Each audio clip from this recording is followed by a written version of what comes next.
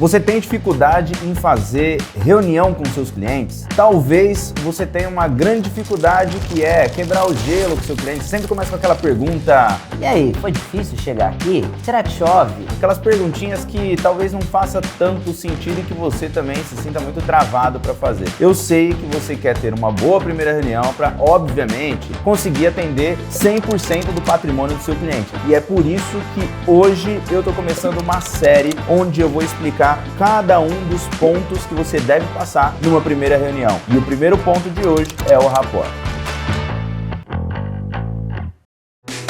Seja muito bem-vindo, muito bem-vinda a mais um vídeo aqui do meu canal, onde eu te conduzo no mercado financeiro. Muito prazer, eu sou o Rick Silva e se você está chegando aqui pela primeira vez, então você pode se inscrever nesse canal para você ter acesso a mais conteúdos como esse.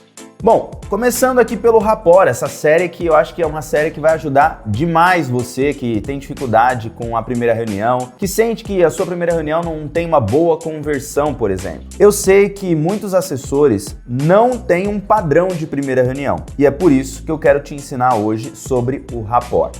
Eu aprendi lá atrás que o rapport é basicamente você ficar espelhando uma pessoa, simplesmente isso. E isso é uma pequena parte, uma fração do que é o rapport. O rapport, além de ser uma ferramenta para você fazer com que a outra pessoa tenha a sensação de que ela já te conhece faz um tempo, de que ela tenha mais confiança do que o normal num começo de conversa, ela também serve para que você faça com que a pessoa engaje numa conversa. Vou te dar uma dica muito boa se você for fazer uma reunião presencial já pra gente começar aqui. Pensa assim, tem a mesa de um escritório aqui e tem as cadeiras aqui para você sentar para fazer reunião com o seu cliente. Imagina que vocês estão chegando na sala de reunião, então que você chegou primeiro para fazer reunião com o seu cliente. Se você escreve com a mão direita, não faz sentido você sentar à esquerda do seu cliente. Por quê? Se você senta à esquerda, você vai naturalmente tampar enquanto você escreve um papel. Então isso você já perdeu o engajamento com o seu cliente, porque enquanto você escreve ele não está vendo necessariamente o que você está escrevendo. Então com a mão que você escreve, sempre sente ao lado do cliente com a mão que você escreve também. Por exemplo, o cliente chegou ali, você sentou na direita dele. Se você sentar frente a frente, naturalmente passa uma sensação já de negociação, não é bom. Sente sempre ao lado. Então se você puder sentar ele aqui e você sentar à direita, então é melhor, porque você vai escrever e ele consegue ver o que você está escrevendo. Se você escreve com a esquerda, sente ao contrário e isso você já não quebra uma parte do rapport. Legal, e quais são os grandes objetivos do rapport? São dois. Primeiro, você conhecer o seu cliente, ou seja, investigar mais sobre a vida dele e, obviamente, criar semelhança. É aqui que muita gente se perde. A maioria das pessoas acha que criar semelhança é ele cruzou os braços, eu cruzo também, ele cruzou a perna, eu cruzo também, ele colocou a mão assim, eu também pego, uma xícara pegou, eu pego. Não, não é assim, não faz sentido isso. De novo, isso é uma parte do rapport e isso acontece como consequência. Numa primeira reunião, é interessante que você faça mais perguntas para conhecer o seu cliente e também abra coisas sobre você. Por exemplo, eu gosto muito de perguntar para os clientes e para as pessoas quais são os sonhos dela, quais são os objetivos de vida. A maioria das pessoas fala, eu quero me aposentar. Legal. Quanto que você quer de dinheiro para se aposentar? E o que você gostaria de fazer na aposentadoria? Qual é o seu sonho? É viajar ao mundo? E quando a pessoa começa a falar o sonho dela, independente de qual seja, eu também vou abrir um pouco dos meus sonhos. O meu sonho, por exemplo, é viajar ao mundo. Não importa em que idade, eu quero parar um dia de trabalhar ou pelo menos diminuir a quantidade de trabalho para viajar ao mundo, para conhecer o Japão, para conhecer a Coreia, os Estados Unidos, Argentina e tudo quanto é país no máximo que eu puder conhecer,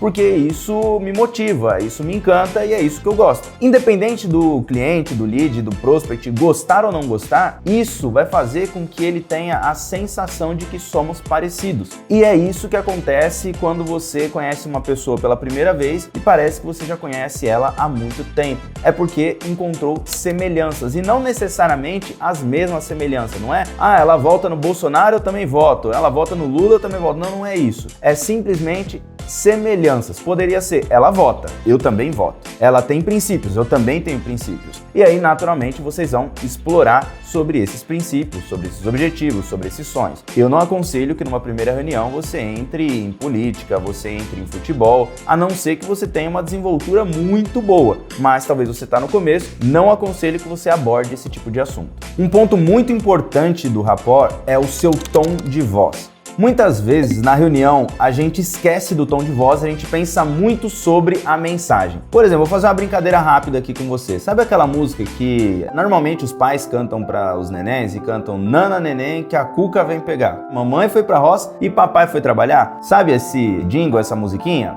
Pois é. Se você for analisar o que é falado para a criança, é bizarro, a criança iria sair correndo, né? Porque, vai pensar, a cuca vem me pegar, tá falando para eu dormir, meu pai tá saindo, minha mãe tá saindo fora. Caramba, quem que tá aqui cantando essa música? Então, não faz sentido a frase, certo? Só que é cantado num tom tão amigável e tão legal que a criança dorme e ela não tá nem pensando sobre isso que vai acontecer ou deixar de acontecer, concorda? É a mesma coisa numa reunião. Parece bobeira, mas se você usar tom de voz para cada momento da reunião, vai fazer sentido. Por exemplo, em alguns momentos você vai falar sobre objetivos, sobre sonhos, sobre a vida da pessoa, sobre a sua vida. Naturalmente, esse pode ser um tom mais amigável. E o que é um tom mais amigável? É um tom de sem compromisso, onde você acaba falando até às vezes um pouco mais rápido, onde você acaba falando um pouco mais alto, onde você acaba sendo um pouco mais alegre e desprendido do que você está falando. Esse é um tom onde você vai abordar sobre o seu trabalho, sobre o trabalho da pessoa, sobre a vida dela, os objetivos, família e vários outros assuntos. Agora, quando você for falar sobre investimentos, você deve adotar um tom de professor, onde você tem mais maturidade, onde você tem um pouco mais de lentidão na sua fala para você explicar um pouco mais o que você está querendo passar de mensagem. Consegue me entender? Assim, você vai ter basicamente dois tons. Quando você for pegando um pouco mais de experiência, você vai perceber que você vai ter outros tons em cada momento da conversa. Você vai ter nuances, onde você fala um pouco mais rápido, um pouco mais devagar. Você consegue ser mais divertido, fazer até algum tipo de analogia e brincadeira com o seu cliente. Mas se você já se prender nesses dois tons aqui, nesses dois momentos da reunião, isso já vai te ajudar e muito. Não é para você ter um único tom durante toda a conversa. Nem muito alegre, nem muito austero. Se você tiver só esse um único tom, isso vai te prejudicar. Por isso, cada momento da conversa tenha um tom e o seu cliente vai prestar muito mais atenção e o seu rapport vai estar muito mais bem feito. Fez sentido para você esse raciocínio? Se fez sentido, aperta no like. Se você ainda não é inscrito, também se inscreve aí. E qualquer dúvida que você tenha ficado sobre rapport, comenta aqui embaixo, faz a sua pergunta que eu vou te responder o mais rápido possível. Tamo junto, valeu e até um próximo vídeo.